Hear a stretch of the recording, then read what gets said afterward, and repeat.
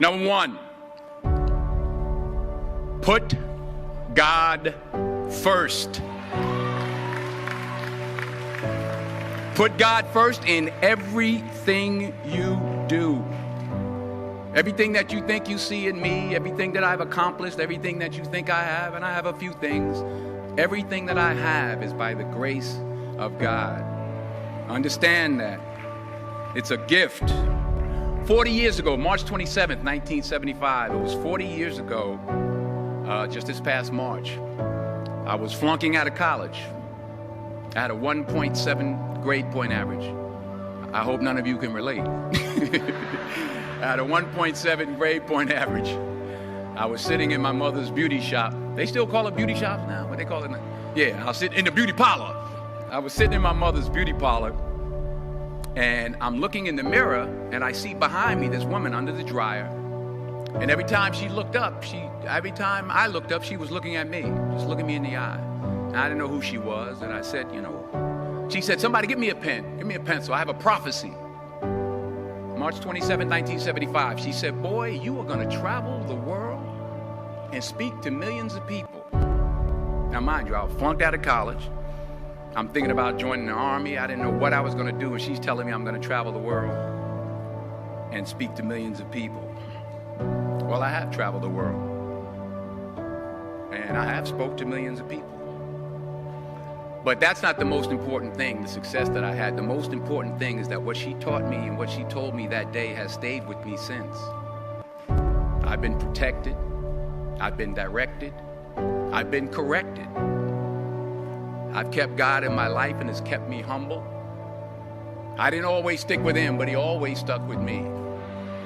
So stick with him in everything you do. If you think you want to do what you think I've done, then do what I've done and stick with God. Number two, fail big. That's right. Fail big. Today's the beginning of the rest of your life, and it can be very frightening. It's a new world out there. It's a mean world out there, and you only live once. So do what you feel passionate about. Take chances professionally. Don't be afraid to fail. There's an old IQ test, was 9 dots, and you had to draw 5 lines with a pencil within these 9 dots without lifting the pencil. The only way to do it was to go outside the box. So don't be afraid to go outside the box.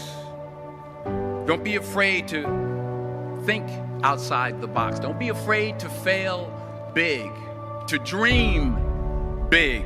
But remember, dreams without goals are just dreams, and they ultimately fuel disappointment. So have dreams, but have goals. Life goals, yearly goals, monthly goals, daily goals. I try to give myself a goal every day. Sometimes it's just to not curse somebody out. Simple goals, but have goals. And understand that to achieve these goals, you must apply discipline and consistency. In order to achieve your goals, you must apply discipline, which you've already done, and consistency every day, not just on Tuesday and miss a few days. You have to work at it every day. You have to plan every day. You've heard the saying, we don't plan to fail, we fail to plan. Hard work works. Working really hard is what successful people do.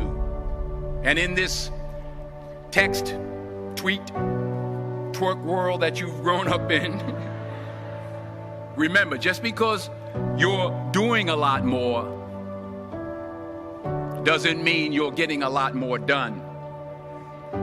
Remember that. Just because you're doing a lot more doesn't mean you're getting a lot more done. Don't confuse movement with progress. My mother told me, she said, yeah, because you can run in place all the time and never get anywhere. So continue to strive, continue to have goals, continue to progress. Number 3, you'll never see a U-Haul behind a hearse.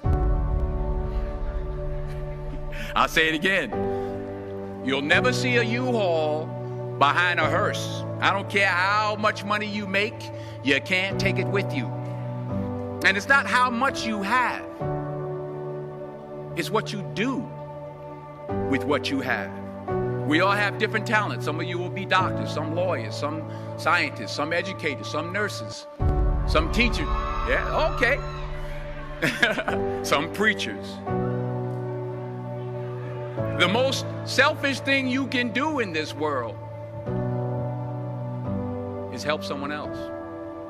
Why is it selfish? Because the gratification, the goodness that comes to you, the good feeling that I get from helping others, nothing's better than that.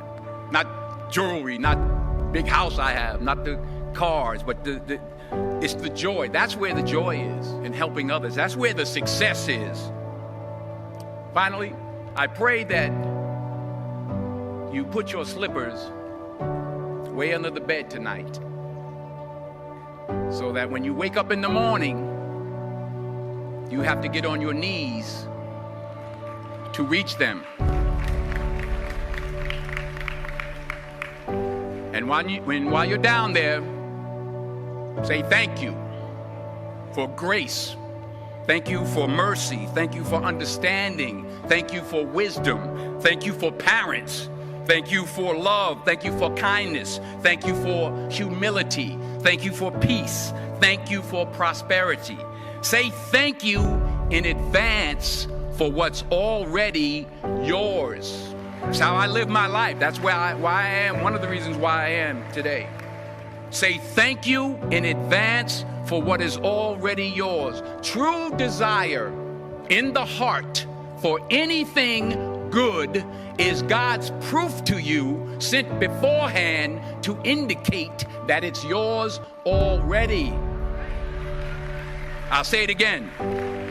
True desire in the heart, that itch that you have, whatever it is you want to do, that thing that you want to do to help others and to grow and to make money, that desire, that itch, that's God's proof to you, sent beforehand already to indicate that it's yours. And anything you want good, you can have.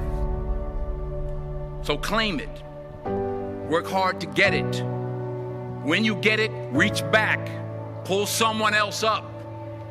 Each one, teach one. Don't just aspire to make a living. Aspire to make a difference.